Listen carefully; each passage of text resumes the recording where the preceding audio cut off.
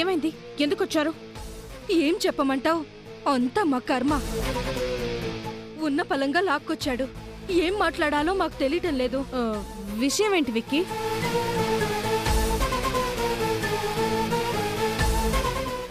Wait wait wait.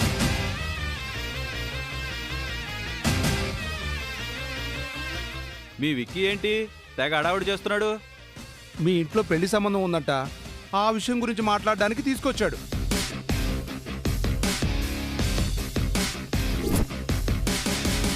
మా ఇంట్లో పెళ్లి సంబంధమా? అందరూ ఆశ్చర్యపోకండి. ఆంటీ అంకుల్ వచ్చాక అంతా వివరంగా చెప్తాను. ఏమండి, మనం పక్కింటి వాళ్ళం. మనకి ఈ విషయాలన్నీ అవసరమంటారా?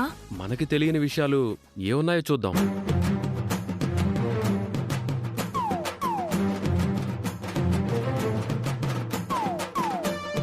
ఏంటి బాబు? నన్ను బ్లెస్ చేయండి ఆంటీ అంకుల్. లే బాబు, లే. అదే నమస్కారం, అదే సంస్కారం. విషయం ఏంటి వికాస్?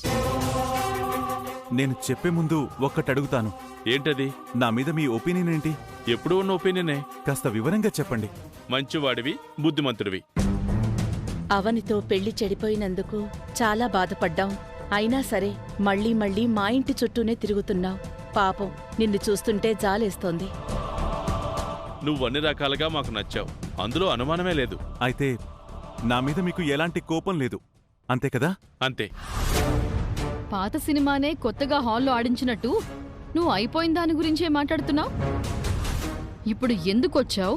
ఏం మాట్లాడడానికొచ్చావు? ముందు అది చెప్పండి. చెప్తా. వేదవతి గారు, ఈరోజు నేను ఒక ఇంపార్టెంట్ మ్యాటర్ గురించి మాట్లాడాలని వచ్చాను. అదేంటంటే,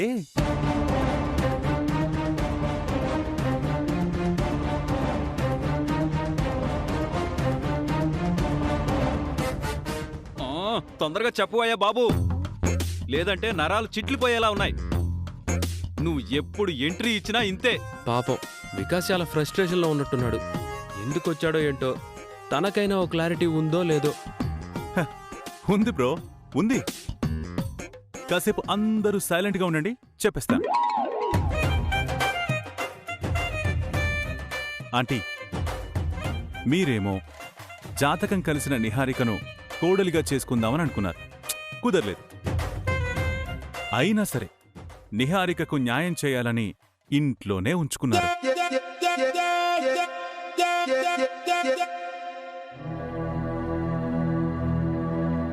నిహారిక మీ కోడలవుతుందని మీ కులగురువు గారు మీతో చెప్పినట్టు నాకు తెలిసింది.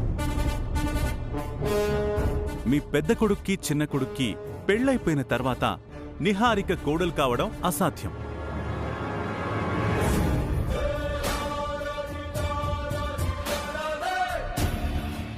ఏ రకంగా అవుతుందనే విషయం మీద మీ కులగురువు గారు మీకింకా క్లారిటీ ఇవ్వలేదు. నిహారిక కోడలయ్యే విధంగా నేనొక అద్భుతమైన ఆలోచన చెప్తాను, వినండి.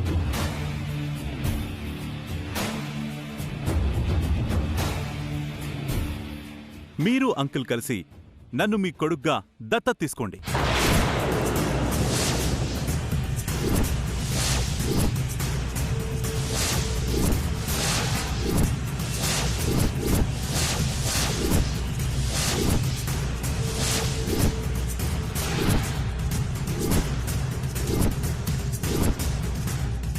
మీరందరూ విన్నది నిజమే. ఏం మాట్లాడుతున్నావురా బాబు? నరాలు కట్టయిపోయాయి. నిన్ను దత్తత తీసుకోవడం ఏంటి?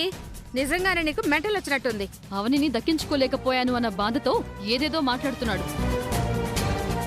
నిన్ను దత్తత తీసుకోవాల్సిన అవసరం నా పేరెంట్స్కేంటి? ఎందుకు ఇలాంటి ప్రపోజల్ పెడుతున్నావు? ముందు మీరు బయటికి నడవండి. రే, ఏంట్రా ఇది?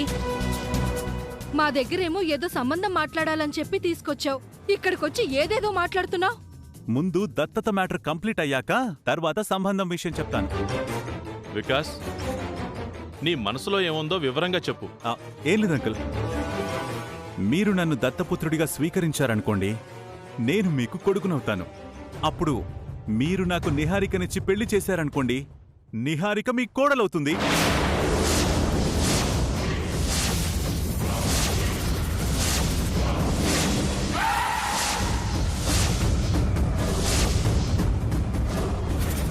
జాతకం కలిగిన కోడలు మీ ఇంట్లో అడుగు పెట్టలేకపోయిందని బాధపడుతున్నారు కదా. మీ సమస్యకు పరిష్కారం దొరికినట్టే. ఏమంటారు? నీకు నిజంగానే పిచ్చి పట్టింది. నువ్వేం మాట్లాడుతున్నావో నీకే అర్థం కావడం లేదు. Cool cool Niharika, cool. Vedavathi గారు, నేను మంచివాణ్ణనే భావన మీకుంది కదా.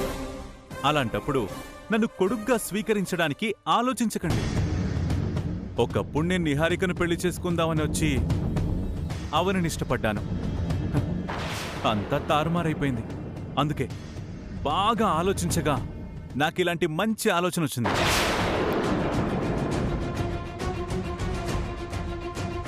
నేను చెప్పినట్టు చేయడం వల్ల పోయిందనుకున్న మీ ఇంటి పరువు, గౌరవం అన్నీ తిరిగి కాపాడబడతాయి. బాగా ఆలోచించుకోండి. వికాస్ చెప్పింది సబబుగానే ఉంది. ఇది మా ఇంటి విషయం, నువ్వు కల్పించుకోవద్దు. ఎంత పక్కింటి వాళ్ళమైనా కుటుంబ విషయాలు తెలిసిన వాళ్ళం కదా, అందుకే చెప్తున్నాను. దత్తత ఎలా కరెక్ట్ అవుతుందవని? ఎందుకు అలా అనిపించింది బావా? కరెక్ట్ కానే కాదు.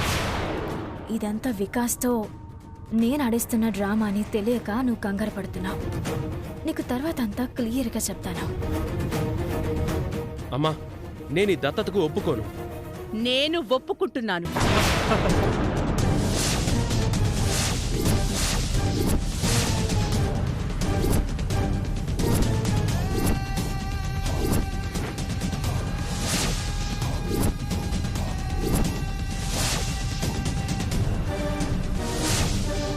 నేను వికాస్ని దత్తత తీసుకుంటున్నాను. ఎలా తీసుకుంటావమ్మా? అది నా ఇష్టం. వేద, తొందరపడకు. ఇది ఆవేశంతోనో తొందరపాటుతోనో తీసుకుంటున్న నిర్ణయం కాదండి, బాగా ఆలోచించి తీసుకుంటున్న నిర్ణయం. లేదత్తయ్య, మీరు తొందరపడి తీసుకుంటున్న నిర్ణయం లాగే అనిపిస్తుంది. చూడమ్మా, నేను నిన్ను కోడలిగా చేసుకుంటానని అనుకున్నాను. నా కొడుకు నన్ను మోసం చేశాడు. అందుకే ఆ దేవుడు నిన్ను ఈ రకంగా మా ఇంటి కోడల్ని చెయ్యాలనుకుంటున్నాడేమో. వద్దు వేదవతి గారు, దీనికి మేం ఒప్పుకోం. ఇది ఏ రకంగానూ కరెక్ట్గా అనిపించటం లేదు. అవునండి, ఇలాంటి ఆలోచనలు ముందు ముందు కుటుంబాలను ప్రమాదంలోకి నెట్టేస్తాయి. వికాస్ మాలో ఒకడిగా కలిసిపోయినట్టు అయిపోయాడు. ఇప్పుడు మా కుటుంబ సభ్యుడవుతాడు. తప్పేముంది? వేదవతి ఆలోచన చేసింది కూడా నాకు సమ్మతంగానే ఉందమ్మా. ఒప్పుకోవలసిన వాళ్ళు ఒప్పుకుంటున్నప్పుడు మీకు అభ్యంతరం ఏంటి? వికాస్, మనం తర్వాత మాట్లాడుకుందాం. ముందు మీరు ఇక్కడి నుంచి బయలుదేరండి. వికాస్ మంచివాడే కదా నిహారిక. అంటే అత్తయ్య, అది వికాస్ మంచితనం గురించి చెప్పింది నువ్వే కదా. అవుననుకోండి. అలాంటప్పుడు నీకు ప్రాబ్లం ఏంటి? మేము ఎవరో ముక్కు మొహం తెలియని వాణ్ణి తీసుకొచ్చి నీకు పెళ్లి చెయ్యలేం కదా. కాదనడానికి నీకు అభ్యంతరమేంటి? వికాస్ పరాయివాడు కాదు, మీ కుటుంబ సభ్యుడే. నీకు వరుస కూడా అవుతాడు. ఏ రకంగా అయినా కూడా మన రెండు కుటుంబాల మధ్య బంధుత్వం కలుస్తుంది. కాదనకమ్మా. మనం ఈ విషయం గురించి తర్వాత మాట్లాడదాం వేదవతి గారు. మా కూతురికి ఎలా న్యాయం చేస్తారని ఇంతకు ముందు అడిగారు కదా. వికాస్ని కొడుకుని చేసుకుని నిహారికను కోడల్ని చేసుకుంటాం. న్యాయం జరిగినట్టే కదా. కొన్ని రోజులు ఆలోచించుకున్నాక నిర్ణయం తీసుకుందాం ప్రసాదరావు గారు. పెద్ద నిర్ణయాలకు కాస్త సమయం తీసుకోవడం మంచిది. సమయం తీసుకోవాల్సింది, ఆలోచించుకోవాల్సింది మేము. అలాంటిది మేమే పాజిటివ్గా రియాక్ట్ అయినప్పుడు మీరెందుకు వెనకడుగు వేస్తున్నారో అర్థం కావట్లేదు నాకు. అక్క, మనకు తల్లిదండ్రులు లేరు. నేను ఒంటరివాణ్ణి. ఆ దేవుడు నాకు ఈ రూపంలో తల్లిదండ్రులు ఇస్తుంటే ఎందుకు కాదంటున్నారు? మీకు దండం పెడతాను, కాదనకండి. ముగ్గురు పిల్లలుండగా ఈ పరిస్థితుల్లో బయటవాడి దత్తత తీసుకోవడం ఏంటా అని జనాలందరూ మన గురించి గుసగుసలాడుకుంటారు నాన్న. కన్న కొడుకు చేసిన మోసం గురించి ఇంకా ఎక్కువే మాట్లాడుకున్నారు. ఈ విషయం హర్షించదగిందే కానీ విమర్శించేది కాదులే. వికాస్ అవనికి భర్త కావాలి అని కోరుకోవడం వరకైతే మేమంతా ఓకే అనుకున్నాం, కానీ ఈ ఇంటికి వారసుడవుతాడు అనంటే ఎందుకో మాకు కాస్త అనుమానంగా ఉంది.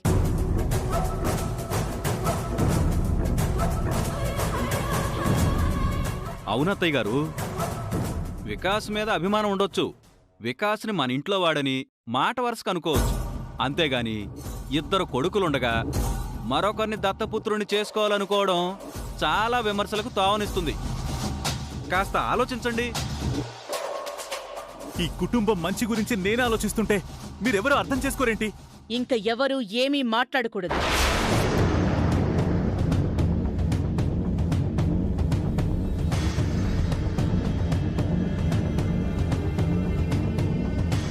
నేను నా భర్త వికాస్ని దత్తత తీసుకోవడానికి అంగీకరిస్తున్నాం.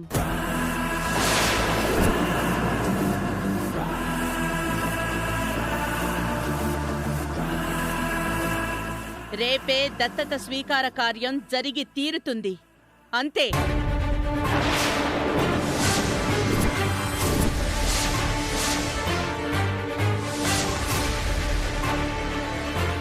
మా కులగురువు నిహారికే కోడలవుతుందని చెప్పిన మాటల్లో పరమార్థం నాకిప్పుడు బోధపడింది.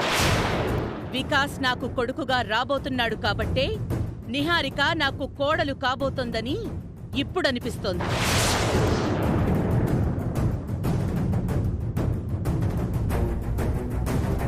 వికాస్ని దత్తత తీసుకున్న తర్వాత వికాస్కి నిహారికకి పెళ్ళవుతుంది.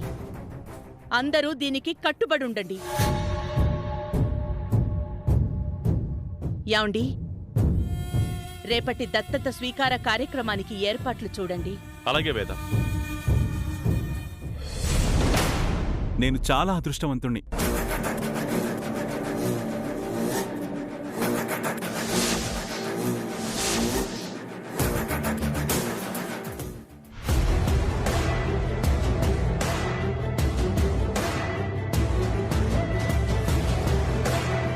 బయలుదేరదామా? నేను ఏ పని మీదైతే ఇక్కడికి వచ్చానో అది గ్రాండ్ సక్సెస్ అయింది. సో ఈ శుభ సందర్భంగా మంచి రెస్టారెంట్కి తీసుకెళ్తాను. పదండి.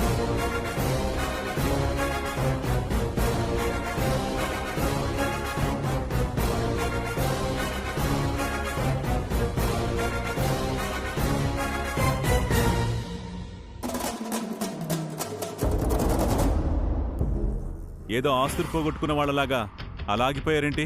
ఆస్తులు పోయినా పర్వాలేదురా, అదృష్టం బావుంటే తిరిగి సంపాదించుకోవచ్చు. ఎంతో అల్లారు ముద్దుగా పెంచుకున్న కూతురు జీవితం పాడైపోబోతుందని మా దిగులంతా. ఇంటి దగ్గర నుంచి బయలుదేరినప్పుడు ఈ ఇంట్లో పెళ్లి కావాల్సిన పిల్ల కావ్య ఉంది కదా, ఒకవేళ ఆ అమ్మాయితో సంబంధం కలపమని అడుగుతావేమోనని నేను నా మనసులో అనుకున్నాను. ఇంత పెద్ద బాంబు పేలుస్తావని అనుకోలేదు బామ్మర్ది. ఒక్క దెబ్బకి రెండు పెట్టెలన్నట్టు ఒక్క స్కెచ్తో వేదవతి గారింటికి వారసున్నైపోయాను. మీ ఇంటికి అల్లుణ్ణి అయిపోతున్నాను. అద్దరిపోయింది కదూ. ఈ విషయం ఇంటి దగ్గరే చెప్తే మేం రామని భలే లాక్కొచ్చేసావురా. వికీ, కాబోయే మొగుణ్ణి ఇక నుంచి విక్కీ డిక్కీ అని పిలవకుండా ఏమండి అని పిలవడం ప్రాక్టీస్ చేసుకుని హరిక. దయచేసి నీ ఒపీనియన్ మార్చుకో విక్కీ. ఎలా మార్చుకుంటాను? అంతా అయిపోయింది. All doors are closed. నేను మార్చుకోలేను. నేను మార్చుకుందాం అనుకున్నా వేదవతి గారు వాళ్ళు మార్చుకోరు. నేను వాళ్ళకి ఏదో ఒకటి చెప్పి మేనేజ్ చేసుకుంటాను. ప్లీజ్. నో నో నో, అవేవీ జరగవు. జరుగుతాయని ఆశ కూడా పడకు. నాతో తాళి కట్టించుకోవడానికి సిద్ధంగా ఉండు. నీకు ఎలాంటి హెల్ప్ కావాలంటే అలాంటి హెల్ప్ చేస్తాను. అత్తయ్య వాళ్ళ దగ్గరికి వెళ్ళి ప్రపోజల్ క్యాన్సిల్ చేసే. నిహారిక, ఒక్క విషయం ప్రాక్టికల్ గా ఆలోచించు. శ్రీకర్ అవనివాడైపోయాడు. అందని ద్రాక్షలా నీ కళ్ల ముందు కనపడతాడు గాని నీ సొంతం కాడు. అలాంటప్పుడు విలువైన నీ యవ్వనాన్ని వృధా చేసుకోవడం అవసరమా? వరసైన వాణ్ణి, రేంజ్ ఉన్నవాణ్ణి, స్ట్రెచర్ ఉన్నవాణ్ణి, ఈడు జోడ్ని మనం కలిసి బయటికెళ్తే అందరూ చూసి చూడచక్కని జంట అనుకునేలా ఉంటాం. అలాంటప్పుడు ఎందుకు మంచి జీవితాన్ని వదులుకుంటావు? రే నిన్ను చేసుకుంటేనే మంచి జీవితాన్ని వదులుకున్నట్టురా. అక్క, నీ కూతుర్ని నేను పువ్వుల్లో పెట్టుకుని చూసుకుంటా. నన్ను నమ్ము. నీ మాటల్ని మేము నమ్మలేం. మా కూతుర్ని పులిబోన్లోకి పంపించలేం. ఇక మీరు ఎన్ని అనుకున్నా అనవసరం. దత్తత కార్యక్రమానికి ఫిక్స్ అయిపోండి. ప్లీజ్ విక్కీ, నన్ను అర్థం చేసుకో విక్కీ. కావాలంటే నీకు మా ఫ్రెండ్స్ లో మంచి అమ్మాయిని చూసి పెడతాను. కావాలనుకున్నది దక్కించుకోవడంలోనే మంచి కిక్ ఉంటుంది నిహారిక. నా ఫ్రెండ్ సర్కిల్లో ఒక మంచి అబ్బాయిని చూస్తానంటే నువ్వు చేసుకుంటావా? చేసుకోగా. శ్రీకరే కావాలంట. అలానే నాకు కూడా నువ్వే కావాలి. నా అదృష్టం బాగుండి నాకు మంచి ఐడియా వచ్చింది. థ్యాంక్ యూ అక్క. బయలుదేరదానండి.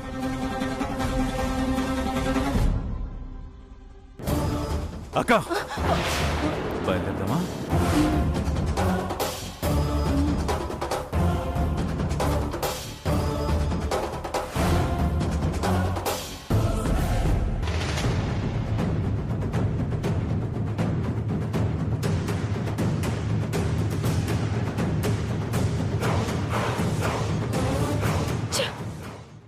ఇలా ఇరుక్కుపోయానేంటి? వీడి ప్లాన్ నుంచి బయటపడ్డం ఎలా?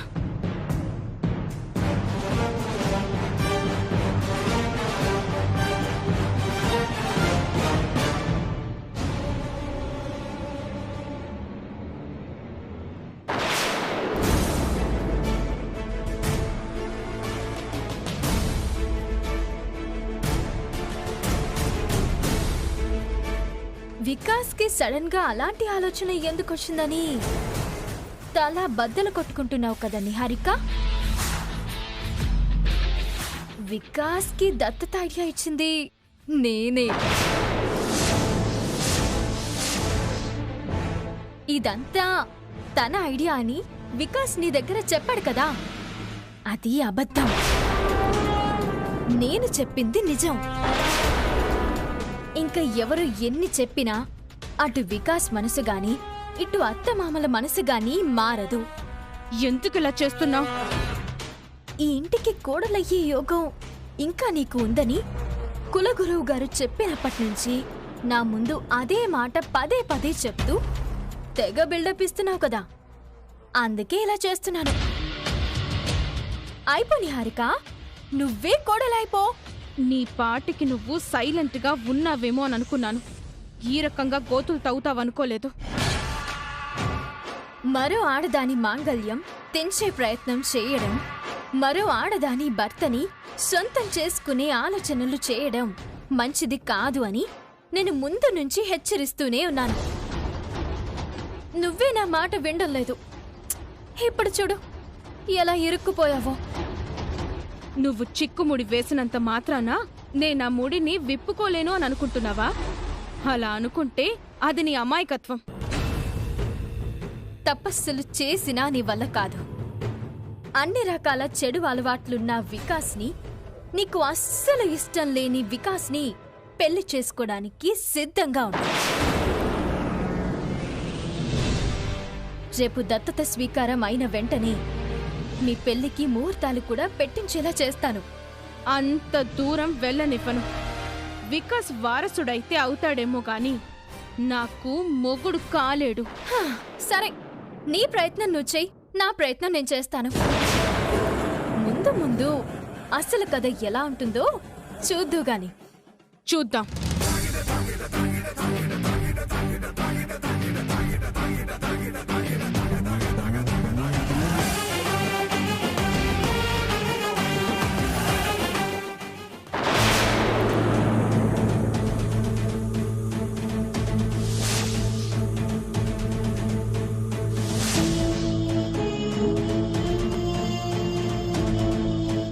అంతా విన్నానవని, ఎందుకిలా చేస్తున్నావు? రేపు వికాస్ వారసుడయ్యి నిహారికని చేసుకుంటే దానివల్ల మనకు కలిగే లాభమేంటి? ఇద్దరు ఇంటి నుంచి బయటికి వెళ్ళిపోతారు బావా. పెద్దిరాజు అన్న ఇలా ఇల్లరికమైతే ఉండిపోరు కదా. ఇద్దరి చెడ్డవాళ్లను ఒక్కటి చేసి నా కుటుంబం నుంచి చెడుని బయటకు తరిమేయడానికి ఇదంతా చేయాల్సి వస్తుంది. వాళ్ళు బయటికి పోయిన తర్వాత లావణ్యక్క, వసంత వదిన, కావ్య, పెద్దరాజన్నయ్య, పెద్ద బావుగారు అందరి మనసులు మెల్లమెల్లగా మారుతాయి. నిహారిక రాకతో మలినమైపోయిన ఆ మనసులను కడిగినట్టవుతుంది. ముందు జరగాల్సిన కార్యక్రమాలు జరిగినాయి బావా. ఆ తర్వాత మనకంతా మంచి జరుగుతుంది. నువ్వు ఏం చేసినా నీ అత్తగారి కుటుంబ క్షేమం కోసమే. నా సపోర్ట్ నీకెప్పుడూ ఉంటుంది.